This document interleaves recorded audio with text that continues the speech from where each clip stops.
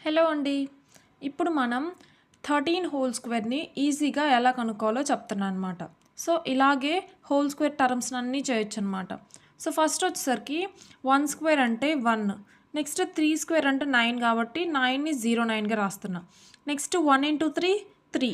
3 into 2 6. So, ఈ first ప్లేస్‌లో వేసి 6ని ఇక్కడ రాసుకోండి. ఇప్పుడు 9, 6, 1 అనమాట. సో, 169. అలాగే నేను 18 స్క్వేర్‌ని చెప్తున్నా. 18 స్క్వేర్ అంటే 1 స్క్వేర్ అంటే 1, 8 స్క్వేర్ అంటే 64, నెక్స్ట్ 1 ఇంటూ 8 ఇంటూ 2 అంటే 1 8 ఆర్ 8, 8 2 ఆర్ 16 అనమాట. అలాగే ఫస్ట్ ప్లేస్ వదిలేసి సెకండ్ ప్లేస్ నుంచి చేశాను.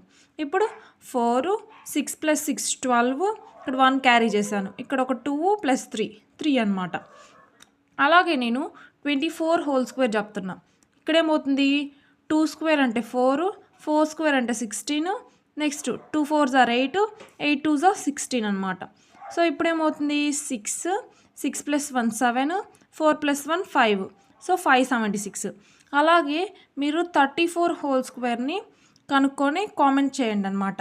సో మన ట్రిక్ ఎలా ఉందో కామెంట్లో తెలపండి.